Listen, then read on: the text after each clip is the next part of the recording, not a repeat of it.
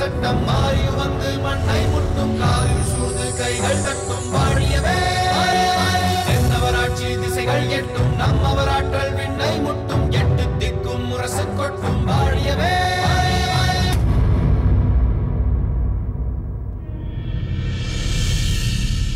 தாமரை, நாம் பிரிய வேண்டிய நேரம் வந்துவிட்டது.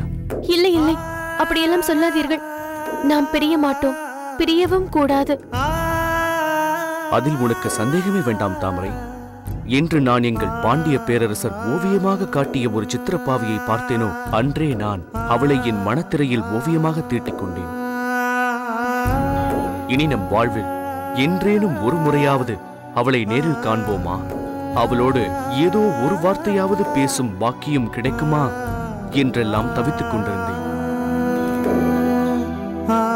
ஆனால் அவளை நான் சந்தித்த அந்த நாள், சந்தித்த சூழ்நிலை... வேண்டாம், அதை நீங்கள் சொல்லவே வேண்டாம். அந்த நாளை நீங்கள் மட்டுமல்ல, நானும் ஒருபோதும் மறக்க முடியாது. பற்றி எரியும் தீப்பந்தங்களுக்கு நடுவிலே சற்றும் சலனமில்லாமல் ஒருவர் மட்டும் தனித்திருக்கிறார். சுற்றியுள்ள கைதிகள் ஒவ்வொருவராக விழுந்து கொண்டிருக்கும் போது அவர் மட்டும் அசையாமல் அப்படியே இருக்கிறார்.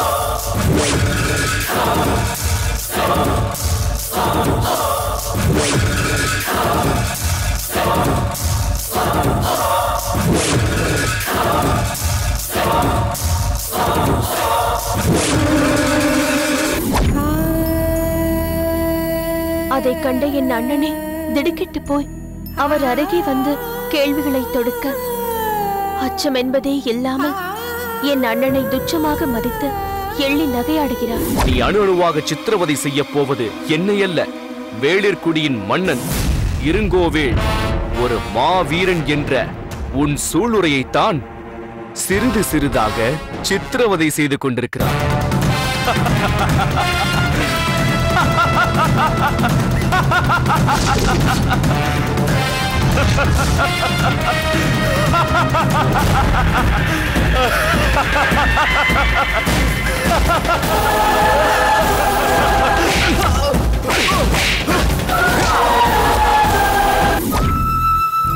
இதற்கு மேல் நான் சொல்கிறேன்.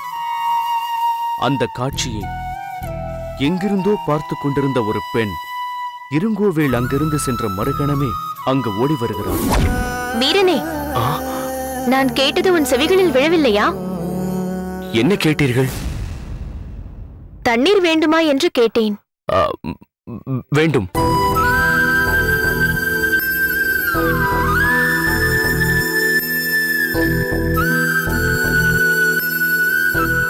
மிக்க நன்றி. நீ யாரென்றுதான் சொல்லவில்லை. உன் பெயரையாவது சொல்லிவிட்டு போ. என் பெயர்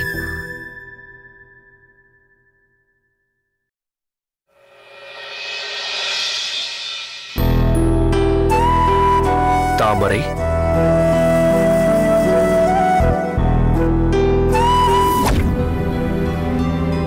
அப்போது அந்த கணத்தில் என் நிலை எப்படி இருந்தது தெரியுமா தாமரை? சொல்லுங்கள், சொல்லிக்கொண்டே இருங்கள். அதை கேட்டுக்கொண்டு உங்கள் மார்பிலேயே சாய்ந்து கிடக்க வேண்டும் போல் தோன்றுகிறது.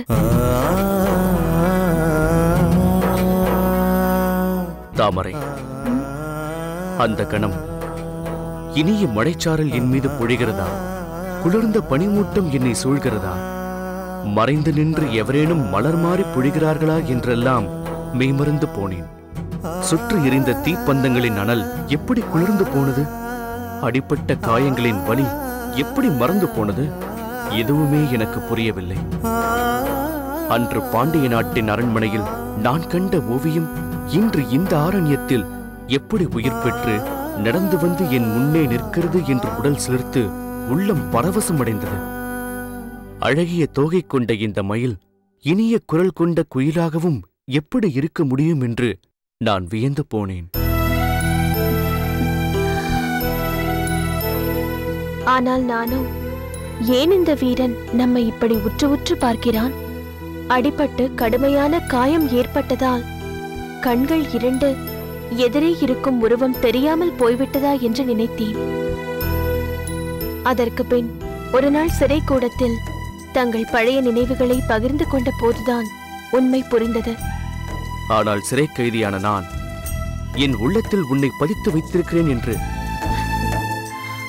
சிறைப்படுத்தியவரின் தங்கையிடமே எப்படி சொல்ல முடியும்? அதனால்தான் ஊமை கண்ட கனவாக உன்னிடம் சொல்ல முடியாமல் தவித்துக் கொண்டிருந்தேன். இடையில் என்னை மனம் முடித்து தருவதாக என் தமையனே தங்களிடம் நாடகமாடிய போது நமக்குள் இருந்த ஒரு திரை விலகியது. என் அண்ணிதான் தங்கள் அக்காள் என்ற உண்மையை வெளிப்படுத்தாமல் அமைதி காத்த உங்கள் நெஞ்சத்தின் பண்பு என்னை நெகிழ வைத்தது.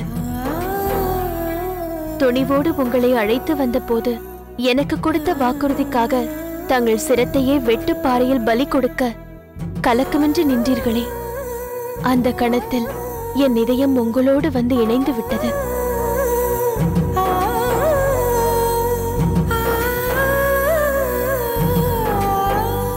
தாமரை, நம்மை நாம் பூரணமாக புரிந்து கொண்ட இந்த நேரத்தில் உன்னை இருங்கோவேலின் இருப்பிடத்திற்கு தனியாக அனுப்ப நேர்ந்ததே என்று கலக்கமாக இருக்கிறது. இருப்பினும் என்னை விடுவிக்க வந்து தான் அகப்பட்டுக் கொண்ட முத்துநகைக்காகத்தான் நீ செல்கிறாய் என்பதால் தடுக்கவும் முடியவில்லை. இனி நீ திரும்பி வரும் வரை என்னால் இங்கு நிம்மதியாக இருக்க முடியாது. கவலைப்படாதீர்கள். உங்கள் கரம் எப்போது என் மீது பட்டதோ அந்த கணமே உங்கள் வீரமும் எனக்குள் புகுந்து விட்டது. வெகு விரைவில் முத்து நகையோடு இங்கு திரும்பி வருவேன். உன் அண்ணன் உன் நோக்கத்தை புரிந்து கொண்டால் உன்னை அங்கிருந்து வெளியில் செல்ல அனுமதிக்கவே மாட்டான். எச்சரிக்கையாக நடந்து கொள். சிறு வயது முதல் அவர் நடவடிக்கைகளை நன்றாக அறிந்தவள் நான். அதனால் அவருக்கு சந்தேகம் ஏற்படாமல் எப்படி சாதிப்பது என்பது எனக்கு தெரியும்.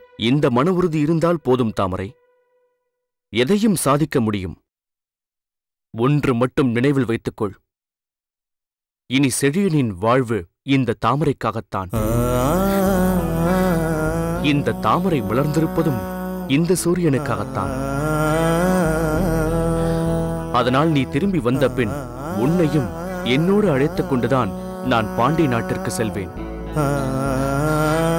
அரசே, நீங்கள் காட்டிய சித்திரப்பாவையை இதோ உங்கள் கண்முன்னால் கொண்டு வந்து விட்டேன் என்று பெருவழுதி பாண்டியரிடம் காட்டி அவரது ஆசியை பெறுவேன்.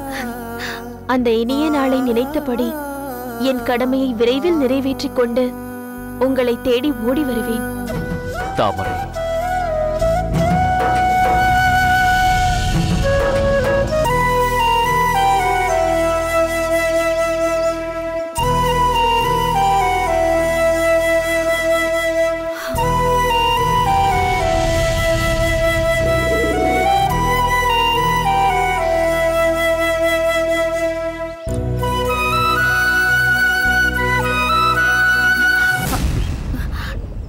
இளவரசே, தாங்களா?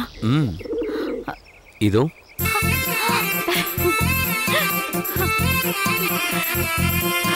இளவரசே. ஆம் கருங்குழலி, நீ அந்த புறாவை பிடிக்க முயன்றதையும் அது உன்னை விட்டு பறந்து சென்றதையும் நான் பார்த்தேன். அதனால்தான் நானே இந்த புறாவை பிடித்துக் கொண்டு வந்து கொடுத்தேன். மிக்க நன்றி. நன்றி சொன்னால் மட்டும் போதுமா?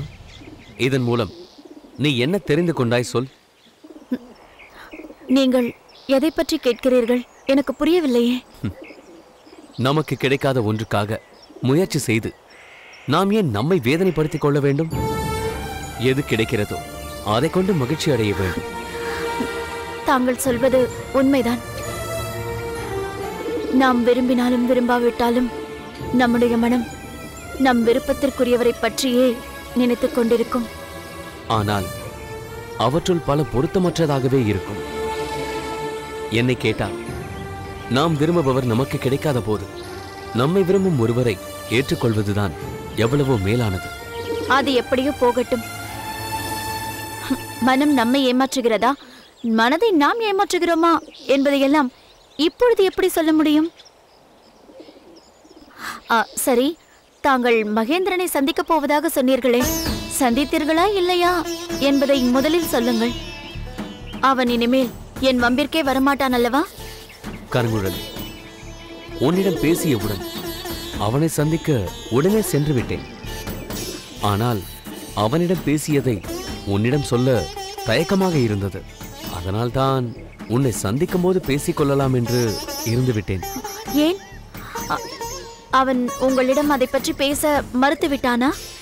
இல்லை. உங்களை அவமதிக்கும் வகையில் ஏதேனும் பேசிவிட்டானா? இல்லை. ஓ, இப்போது புரிந்து விட்டதா? என்ன?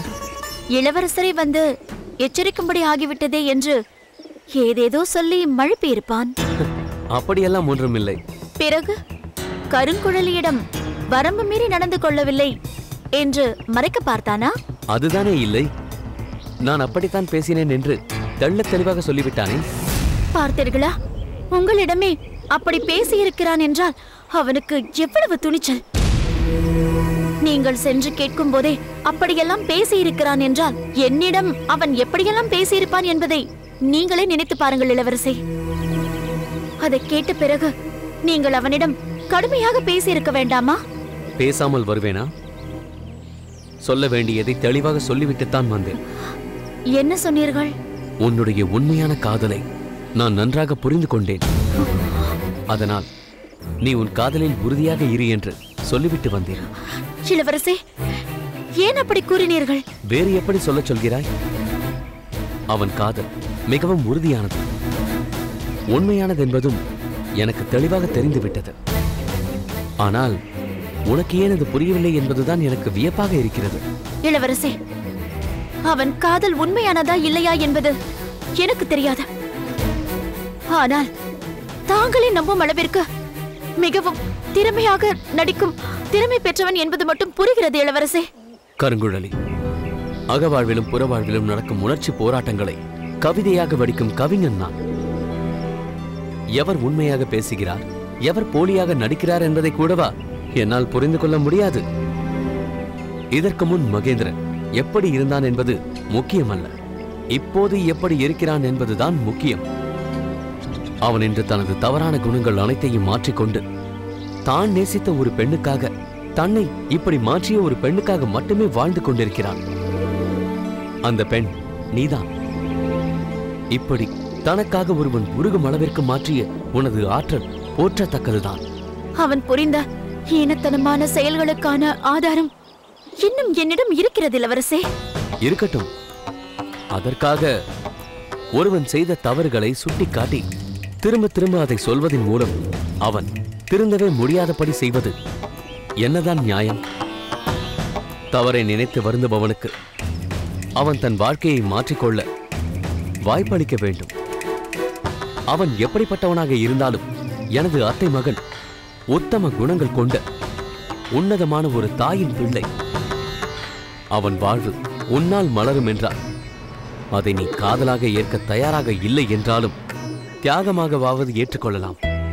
அப்படி செய்தால் அதற்காக உனக்கு முதலில் நன்றி செலுத்துபவன் நானாகத்தான் இருப்பேன். நான் வருகிறேன்.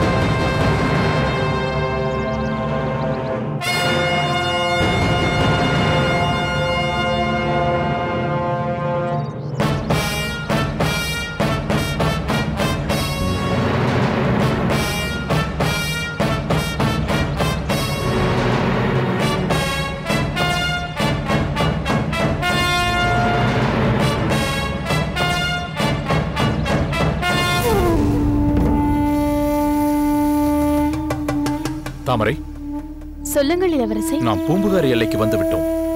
இங்கிருந்து உங்கள் மாளிகை இருக்கும் காடு தொடங்குகிறது. அது உங்களுக்கு தெரியுமா? நன்றாக தெரியும். ஆச்சரியமாக இருக்கிறதே. என்ன ஆச்சரியம்? இந்த அளவிற்கு எங்கள் இருப்பிடம் தெளிவாக தெரிந்திருந்தும் நீங்கள் படையெடுக்காமல் இருக்கிறீர்களே. முன்பு செழியன் ஒரு காரணமாக இருந்தான், இப்போது முத்துநகை ஒரு காரணமாக இருக்கிறாள். இதெல்லாம் மேம்போக்கான காரணங்கள் தானே தவிர இதற்கு மேலே மாமன்னர் மனதில் வேறு ஒரு காரணம் இருக்கிறது. அதை மன்னர் வெளிப்படையாக சொல்லவில்லை என்றாலும் எனக்கு அது தெரியும்.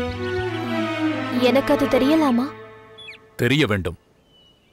பாய்ந்து வரும் சிங்கத்தை எதிர்த்து நின்று அழிப்பதுதான் வீரமே தவிர மறைந்து வாழும் நரியை தேடிச் சென்று அழிப்பதா வீரம் என்றார் என் தந்தை.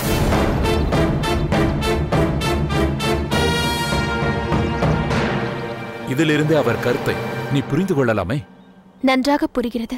இப்போது உன் மீது மிகுந்த அன்பு கொண்டு விட்டார். இதற்கு மேல் இன்னும் அதிகமாக யோசிப்பார். இது என் பாக்கியம். என்னை வழி அனுப்பி வைக்க இளவரசரான தங்களையே அனுப்பி இருப்பதிலிருந்து மன்னரின் பாசம் எனக்கு புரிகிறது. அதற்கும் ஒரு காரணம் இருக்கிறது தாமரை. என்ன? என்ன ஆச்சரியப்படுகிறாய்? மன்னர் மனதில் நினைப்பது எனக்கு உடனே புரிந்துவிடும். இப்போதும் நியாயமாக பார்த்தால் அவர் செழியனைத்தான் உன்னோடு அனுப்பியிருக்க வேண்டும். வேளிர் வீரனாக உனக்கு துணை வந்து இங்கே அழைத்து வந்தவன் அவன்தானே. அதனால் முதலில் அவனை அனுப்ப வேண்டும் என்று நினைத்து அவனைத்தான் பார்த்தார். மறுகணமே மனதை மாற்றிக்கொண்டு என்னை அனுப்பினார். ஏன் தெரியுமா? செழியனுக்கும் எனக்கும் உள்ள காதல் மாமன்னருக்கும் இளவரசருக்கும் தெரிந்து விட்டதா? அதை மனதில் வைத்துக் கொண்டுதான் இளவரசர் இப்படியெல்லாம் பேசுகிறாரோ? தாமரை, செழியன் உன்னோடு சிறையிலிருந்து வந்தபோது மீண்டும் உன்னோடு திரும்பி சிறைக்கு வந்து விடுவேன், எந்த நிலையிலும் நான் என்னை வெளிப்படுத்திக் கொள்ள மாட்டேன் என்று வாக்குறுதி தந்தான் அல்லவா? அதற்காக தன் தலையையே வெட்டப்படும் நிலைமை வந்த போதும் மௌனமாக இருந்தான் அல்லவா?